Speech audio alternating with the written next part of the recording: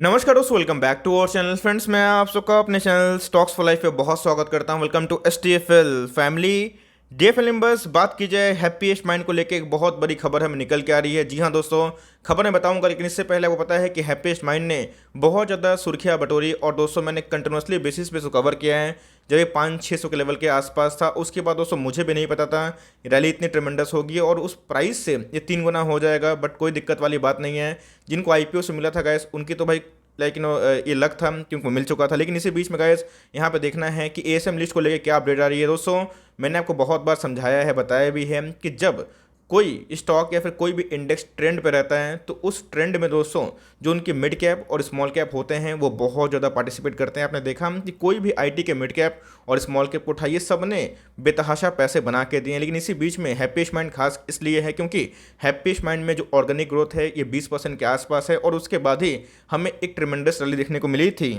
उसके बाद IPO में बहुत ज़्यादा रिटेल पार्टिसिपेंट देखने को मिला और जैसे ही दोस्तों कोई स्मॉल कैप कंपनी जिसमें ग्रोथ निकल के आता है, अगर वो फाइंड होती है तो भाई वहाँ पर रैली आती है। लेकिन कभी कभी क्या होता है, उस रैली में भी दोस्तों दाग पड़ता है कब, जब ऑपरेटर्स की एंट्री होती है और प्राइस को भगाया जाता है। दोस्तों स्टॉक मार्केट में आप कभी भी आते हैं, इस बात को ध्यान रखिएगा।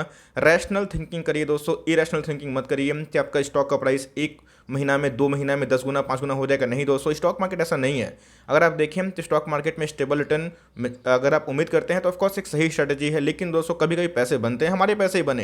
लेकिन इसी बीच में जब सेबी को लगता है कि ये थोड़ा स्पेकुलेशन जोन पे जा रहे हैं, इनके वैल्यूएशंस बहुत महंगे हो गए हैं, टॉप पे शायद रिटेलर की एंट्री हो जाए, तो क्या करती है, उसको ASM के शॉर्ट लिस्ट में डालती है। लेकिन जब दोस्तों उनको लगता है कि स्पेकुलेशन और तेज हो गया है तो क्या करती है, ASM के लॉन्ग लिस्ट में उसको डाल दिया जाता है। इससे क्या होता है, जो प्राइस मूवमेंट है थोड़ा स्लो हो जाता है टेम्प्रोरी, लेकिन फंडामेंटल वही होता है। तो इस बात को ध्यान रखिएगा। वहाँ वॉल्यूम लॉस होता है और जिसकी वजह से वहाँ पे इंट्राडे बैन हो जाता है। तो जी हाँ दोस्तों, इसके पहले 2-3 दिनों में ही हैप्पीएस्ट माइंड को निकाल लिया गया था। कहाँ से, शॉर्ट टर्म जो ASM लिस्ट था। लेकिन उसके बाद हमें 20-30% रैली और देखने को मिल गई। लेकिन दोस्तों अब की बात की जाए तो इसको लॉन्ग टर्म ASM लिस्ट में डाल दिया गया है। अब डिपेंड ये करता है कि इनके जो प्राइस मूवमेंट है तो आने वाले कल में कैसे रहेंगे। और दोस्तों एकदम क्लियर शब्द में बताना चाहता हूँ, यहाँ पे बाई करना सही होगा या फिर नहीं होगा, और लिए हुए हैं तो वो करना क्या है, सब कुछ डिस्कस करूंगा। मेरे पास भी गाइस अच्छा खासा क्वांटिटी है और बहुत ही लोअर लेवल से आपको मैंने खुल के बताया था जब मैंने पोजीशन बनाई थी। लेकिन इसके बाद अगर आप देखें तो अभी की रणनीति क्या होगी और क्या सही में गिरावट होने वाली है, सब कुछ डिस्कस करूंगा। चैनल फर्स्ट टाइम होंगे सब्सक्राइब कर सकते हैं इस तरह क्वालिटी कंटेंट को सबसे पहले एक्सेस करने के लिए। Now without delaying any for time, let's begin. ASM stand for additional surveillance measure. जी हाँ दोस्तों, जैसे बताया कि आप देख सकते हैं कि हैप्पीएस्ट माइंड को अब लॉन्ग टर्म स्टेज 1 में डाल दिया गया है।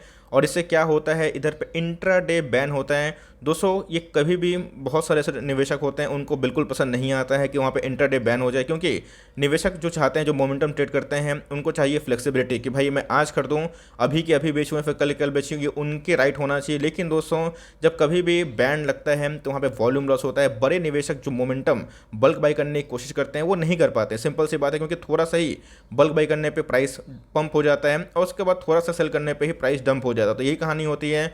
और जिसकी वजह से हिंदुस्तान फूड की बात की जाए, एफल की बात की जाए, दीपक फर्टिलाइजर की बात की जाए, सब ने दोस्तों यही फेस देखा। और जहाँ पे ये सेबी कोशिश करती है कि यहाँ पे जो मोमेंटम है वो थोड़ा सा स्लो हो जाए और अच्छी, ऐसा नहीं है दोस्तों कि जो ASM लिस्ट में आ गया वो खराब हो गया, ऐसी नहीं बात है गाइस। इसके पहले बहुत सारे स्टॉक्स ASM में लिस्ट में आए हैं और निकल भी गए हैं। उसके बाद वहाँ से वो स्टॉक 20-20 गुना क्या 50-50 गुना हुए हैं, इतिहास गवाए। लेकिन दोस्तों इससे क्या होता है, जो शॉर्ट टर्म स्पेकुलेशन होता है उस पर नकल कसी आती है। और एक तरह का अगर आप देखें तो अगर आप इन्वेस्टर हैं तो आपके लिए बात अच्छी होनी चाहिए, क्योंकि आप वही प्राइस पे करना चाहते हो जहाँ पे आपको लगे कि नहीं भाई अपने वैल्यू पे ठीक है। आप वो प्राइस पे करना नहीं चाहते हो, भले स्टॉक जितना भी अच्छा हो, जहाँ पे वो ओवर वैल्यूड हो जाए। तो जी हाँ दोस्तों, वैल्यूएशंस के मामले में ये ऑफकोर्स महंगा हो चुका है। जैसे बताया कि अनप्रेसिडेंटेड रैली थी और किसी को नहीं समझ में आया था कि इतनी तेज भागेगी। लेकिन इसी बीच में जो इनके फंडामेंटल्स हैं वो सपोर्ट करते हैं या फिर नहीं करते हैं, टेक्निकली कितनी गिरावट संभव है। जैसे बताया कि मैं आपको बताऊंगा रणनीति क्या होने वाली। तो इसी बीच में जो अपडेट है ये लॉन्ग टर्म ASM में आ गया है और प्राइस स्पेकुलेशन अगर और तेज रहा है, मोमेंटम और भी तेज रहा है इनके Q1 के नंबर्स के पहले, जो कि अभी तक डिक्लेयर नहीं हुए कब आने वाले हैं, तो गाइस हो सकता है इसको स्टेज 2 में भी डाल दिया जाए। लेकिन as such for long term निवेशक ये घबराने वाले बात बिल्कुल भी नहीं है, क्योंकि ये 1 2 3 4 होता है, उसके बाद ये निकलता भी है। ऐसे हमने बहुत सारे स्टॉक्स में देख ली। लेकिन अच्छे जो स्टॉक्स होते हैं वो रिकवर ज़रूर करते हैं और आने वाले कल में एक नया हाई ज़रूर लगाते हैं। लास्ट डे की बात की जाए, आप देख सकते हैं कि इसने एक हाई बनाया था 1580 के आसपास और उसके बाद दोस्तों हमें एक प्रॉफिट बुकिंग देखने को मिल गई। तो जी हाँ दोस्तों, कोई स्टॉक अगर टॉप पे होता है तो ऑफकोर्स उसमें प्रॉफिट बुकिंग ज़रूर होती है। अगर आप देखें दोस्तों तो लॉन्ग टर्म चार्ट नहीं है बहस, अगर आप देखें तो जनवरी के महीना से दोस्तों अगर आप देखें YTD में ये स्टॉक 343% हो चुका है, मतलब 1 लाख को बनाए हैं 4,43,000। तो अगर इतना मोमेंटम कोई स्टॉक में अगर होता है तो वहाँ पे ऑफकोर्स एक नकल कसी आती है, बिकॉज हो सकता है कि आप स्मार्ट हों, आपने जल्दी एक्शन ले लिया, आपके पैसे डबल ट्रिपल चार गुना हो गए, लेकिन जो निवेशक इस मोमेंटम को देख के आ रहे हैं वो टॉप पे खरीदेंगे, है ना।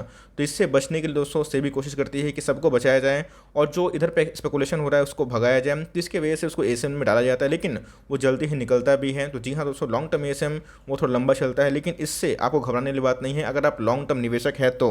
ये कंपनी के अगर आप सेल्स देखें तो जी हाँ दोस्तों, ये तेज़ी से बढ़ रहे हैं, और कंपनी के प्रॉफिट की बात की जाए तो वही बढ़ते हुए दिखाई पड़ रहे हैं। आपको पता है गाइस कि कोका कोला हो गए, नेटफ्लिक्स हो गए, अमेजॉन प्राइम हो गए, ये इनके टॉप क्लाइंट्स इनको मिलते हैं। इनके जो डिजिटल बिजनेस हैं उसी से गाइस 97% इनके रेवेन्यू कंट्रीब्यूशन है। तो आने वाले कल में ये एआई पे फोकस कर रहे हैं और खासकर उस ऑटोमेशन इंडस्ट्री पे फोकस कर रहे हैं, तो वहाँ पे इनकी ह्यूज ग्रोथ निकल के आ सकते हैं। तो जी हाँ, मैनेजमेंट इसको लेके बहुत ही ऑप्टिमिस्टिक है, लेकिन याद रखिएगा हर एक चीज़ का एक सही प्राइस होता है, चाहे वो आपको जितना ही फेवरेट स्टॉक क्यों ना हो। ऑफकोर्स एसआईपी सबसे अच्छा तरीका होता है, लेकिन मैं बताऊंगा कि हमारी रणनीति क्या होनी चाहिए। अगर आप देखें तो कंपनी के जो साल दर साल जो ग्रोथ हैं अपने आप में ही बहुत प्रॉमिसिंग थे, प्रॉफिट भी सही थे, जिसकी वजह से कंपनी का शेयर प्राइस रॉकेट बना हुआ था। और ऐसा बताया कि ट्रेंड इज अ फ्रेंड, आप देख सकते हैं कि अच्छे बैंक नंबर पेश करने के बावजूद भी अपने ऑल टाइम हाई को ब्रीच नहीं कर पा रहे, क्योंकि अभी वो पैसा बैंक में नहीं आ रहा है, लेकिन जल्दी ही आएगा। तो याद रखिएगा, हमेशा दुख और सुख साथ में चलता है, कोई भी स्टॉक हमेशा नहीं गिरता है और हमेशा नहीं भागता है, इस बात को ज़रूर नोट करके चले। तो कभी रैली आएगी तो गिरावट भी होगी, गिरावट होगी तो रैली भी आएगी, यही गैस स्टॉक मार्केट का हार्श ट्रूथ है। कंपनी के फंडामेंटल्स के बारे में डिस्कस करें तो गाइस 30 के आसपास इनके आरओई है, मैंने आपको बहुत बार सिखाया है इसका पावर, और आप देख सकते हैं कि इसका पावर कितना इंपॉर्टेंट होता है।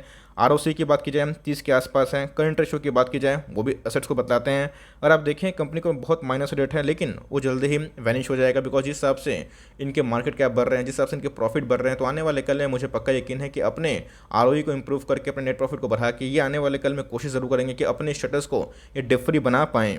इसी की वजह से अगर इसमें बहुत तेजी आई थी। अगर आप देखें अर्निंग पर शेयर पे ही मार्केट चलता है, जिनके ईपीएस कंसिस्टेंट रहे मार्केट उसी को ही वैल्यू देता है, चाहे वो ओवर वैल्यू देता है, लेकिन मार्केट को ईपीएस बहुत पसंद आता है। इसी की वजह से गाइस मैंने हैप्पीएस्ट माइंड को बहुत बार बताया था, लेकिन ध्यान रखिएगा वैल्यूएशन बोल के भी कोई चीज़ होती है। कोई भी स्टॉक अगर आप देखें 1 साल पहले 166 के आसपास था और कितना हो गया 1580 के आसपास, तो भाई उसमें ऑफकोर्स एक नकल कसी जाएगी। मार्केट कैप 222,000 करोड़ के आसपास हो गई, तो आप एक लार्ज कैप कंपनी कंसिडर कर सकते हैं, स्मॉल कैप से मिड और मिड से लार्ज। और आप देख सकते हैं कि इसी बीच में अगर आप देखें तो अपने इंडस्ट्री पी से ये काफ़ी ओवर वैल्यूड हो चुका है। तो जी हाँ दोस्तों, अगर इनके ईपीएस सही आए, इनके प्रॉफिट सही हैं, तो उसी बीच में हमें इसमें गिरावट भी देखने को मिलेगी। अब ये तो भाई इनसाइडर न्यूज़ हो सकती है कि इनके नंबर्स कैसे आने वाले हैं, ये किसी को पता नहीं, लेकिन यस जो अनुमान हमने देखे, जो हमने आईटी का बूम देखा, जो हमने आईटी के प्रॉफिट देखे, विप्रो के नंबर्स देखे, उससे ये समझ में आ रहा है कि आईटी के प्रॉफिट ऑफकोर्स अच्छे होने वाले हैं, और जिसकी वजह से एक रैली तो ठीक है संभव है, लेकिन कुछ एक्स्ट्रा रैली हो गई थी, जिसकी वजह से गाइस इनको एएसएम लॉन्ग टर्म स्टेज में डाला गया है। इस रैली की एक बहुत बड़ी वजह ये भी है, अगर आप देखें तो प्रोमोटर के पास 53% के आसपास स्टेक हैं, म्यूचुअल फंड की बात की जाए तो 6% का स्टेक है, फॉरेन की बात की जाए एफआईआईएस की बात की जाए तो 7% का स्टेक है, और आप देख सकते हैं रिटेल के पास 32% का स्टेक है। तो जी हाँ, जो कंपनी फाइंड होती है जिसमें ग्रोथ होता है, तो वहाँ पे कोशिश ये की जाती है जो बड़े बड़े निवेशक हैं वो माल छीनें, तो कभी प्राइस को पम्प करते हैं फिर डम भी करते हैं। तो गाइस ये स्ट्रैटेजी होती है माल छीनने का, लेकिन ऐसे कंपनी, ऐसे क्वालिटी ऑफ द कंपनी, इसमें कोई भी खराबी नहीं है फॉर लॉन्ग टर्म। और दोस्तों ये लॉन्ग टर्म में और पैसे बनाएंगे, लेकिन यस अब जिस हिसाब से इसने पैसे बनाए हैं तो उसमें गिरावट हो सकती है। अगर दोस्तों मेरे पैसे 3 गुने हुए हैं, तो वहाँ से अगर आप 20-30% गिरावट भी एज्यूम कर ले, मैं एग्जांपल दे रहा हूँ, तो उसमें हमें कुछ प्रॉब्लम नहीं होगा, लेकिन जो टॉप पे खरीदते हैं उनको प्रॉब्लम हो सकता है। इसीलिए गाइस मैं वीडियो बना रहा हूँ जहाँ पे आप थोड़ा सा सेंसिबली इसको लें और उसी अकॉर्डिंग ही प्लान करें। एक स्टॉक चाहे एचडीएफसी बैंक हो, रिलायंस हो, या फिर कोई भी मेरा फेवरेट स्टॉक क्यों ना हो, लेकिन आप हमेशा दोस्तों स्टॉक में सही प्लानिंग करें, हमेशा बल्क बाई करने का ना सोचें। जब आपको वो स्टॉक मोमेंटम ट्रेड दे रहा है तो जी हाँ, वहाँ पर अपना ऐसे लेके ज़रूर काम करें। यही दोस्तों वीडियो बनाने का पर्पस है, तो इस बात को ध्यान रखिएगा। तो ये रहेगा न्यूज़, लेकिन अब टेक्निकली स्टॉक में क्या मोमेंटम हो सकता है और टेक्निकली स्टॉक में क्या आगे की रणनीति हो सकती है, उसको भी डिस्कस कर लेते हैं। वन डे के चार्ट की बात की जाए, आप देख सकते हैं कि मैं बॉलिंजर बैंड को पसंद इसलिए करता हूं क्योंकि ये डिवीजन बताता है। डिवीजन का मतलब कितना अपसाइड पॉसिबल है, कितना डाउनसाइड पॉसिबल है, क्या इनके प्राइस बैंड हमें देखने को मिल रहा है। तो जी हाँ दोस्तों, अगर आप देखें तो ये अपने बॉलिंजर बैंड के बाहर ट्रेड करता हुआ दिखाई पड़ रहा है, मतलब एक्सट्रीमली ओवरबॉट हो चुका है। आप देख सकते हैं कि ये जो ब्रेकआउट था उसके बाद भाई कंटिन्यूसली रैली थी, उसके बाद फिर से एक कॉन्सोलेशन था, और उसके बाद एसएम लिस्ट की बाहर निकलने की न्यूज़ थी, और उसके बाद बहुत सारे जो ऑप्टिमिज्म वाला बयान था ये भी सामने आए थे, और जिसकी वजह से इसमें काफ़ी रैली आई थी। वॉल्यूम्स की बात की जाए तो कंटिन्यूसली बेसिस पे जब जब प्लस वॉल्यूम्स बढ़ रहे थे इसमें तेज़ी आ रही थी। लेकिन दोस्तों अगर आप देखें RSI की बात की जाए 88 के आसपास है, मनी फ्लो इंडेक्स की बात की जाए 94 के आसपास। तो यहाँ पे गाइस एकदम सही रणनीति यही है कि अगर आपको फ्रेश एंट्री करनी है तो आपको वेट एंड वॉच ज़रूर करना चाहिए। और मुझे लगता है कि कम से कम आपको फ्रेश एंट्री करनी है तो मेरे हिसाब से आपको थोड़ा सा कम से कम ऐसे 8% के आसपास एक डिप का ज़रूर वेट करना चाहिए। नो मैटर वॉट प्राइस भाग जाने दीजिए, कोई स्टॉक को टॉप परचेज करिएगा तो वो आपके लिए लाइफ टाइम एक सबक बन सकता है। इस बात को एडमिट करें। जो लॉन्ग टर्म निवेशक है उनको तो पता है क्या करना है, उनको होल्ड एंड कंटिन्यू करना है, क्योंकि स्टॉक भागेगा और गिरेगा भी। जब तक आप स्टॉक को लॉस में नहीं बेचेंगे आपको नोशनल लॉस होता है, इस बात को ध्यान रखिएगा। लेकिन अगर आप चाहते हैं प्रॉफिट बुक करना, बहुत ह्यूज प्रॉफिट में है, तो मर्जी आपकी है, आप चाहे तो पार्शियल प्रॉफिट बुक कर सकते हैं। लेकिन यस, मुझे लगता है कि आने वाले 5 साल में अगर आप इसको लंबा होल्ड करेंगे आपको कंपनी रिवॉर्ड को जरूर दिखाएगी। और आने वाले कल में अगर एक और दो बुल रैली IT में आ गया तो गाइस ये स्टॉक आपको और भी बड़ी कंपनी बनकर दिखा सकते हैं। तो मेरे हिसाब से जो लॉन्ग टर्म निवेशक हैं उनको ऐसा कोई पैनिक करने की आवश्यकता नहीं है। हाँ, अपना चाहे तो प्रॉफिट बुक कर सकते हैं। मैं अपनी बात करूँ तो गाइस मैं अभी भी बहुत प्रॉफिट में हूँ, लेकिन मैं अपने प्रॉफिट को बुक नहीं करूँगा बिकॉज स्टॉक मार्केट में एक तेज़ी भी आती है, गिरावट भी होती है। लेकिन हाँ, मैं उस डिप का इंतजार करूँगा और मुझे लगेगा कि सही MOS का लेवल है, सही बाइंग प्राइस है, तो मैं उसमें ज़रूर एडिशन करने की कोशिश करूँगा। स्टॉक मार्केट में एक दिन के लिए नहीं आया हूँ। मार्केट में अगर हमेशा आप सोचेंगे कि अप ट्रेंड वाले स्टॉक को प्रॉफिट बुक करते चले तो वहाँ पे फिर घुसने का शायद मौका ना मिले। तो मेरे हिसाब से अगर फ्रेश एंट्री करनी है तो कम से कम 8% का डिप का इंतजार करें। आपको उतना डिप को उम्मीद नहीं कर रहे हैं तो 5% का डिप कम से कम आप इंतजार कर सकते हैं। और अगर अभी निवेश करना चाहते हैं, आपको लगता है कि प्राइस अभी अपने ऑल टाइम हाई से थोड़ा सा डिस्काउंट रेट में है, तो जी हाँ, 10 स्टॉक खरीदने की ताकत है। मैं फिर से रिपीट करता हूँ, 2 स्टॉक से स्टार्ट करें और धीरे धीरे बिल्ड करें। और एज सच लॉन्ग टर्म निवेशक को घबराने वाली बात नहीं है, इससे वॉल्यूम लॉस होता है लेकिन कंपनी खत्म नहीं होती है। और एक बार Q1 के नंबर्स देख लीजिए, नंबर्स अच्छी आने की उम्मीद, इसकी वजह से स्टॉक भागा है।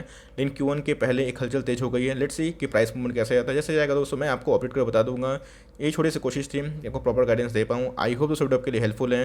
कंटेंट से तो लाइक कर दीजिएगा, चैनल फर्स्ट टाइम होंगे तो याद से सब्सक्राइब करना ना भूलिएगा। फर्दर कोई डाउट उसको ड्रॉप कर सकते हैं और कोई शो रिव्यू चाहिए उसका नाम भी ड्रॉप करना ना भूलिएगा। I would love to make a video on your demand. Guys मिलते हैं जल्दी ही, तब तक के लिए bye. Thanks for watching friends, God bless you all.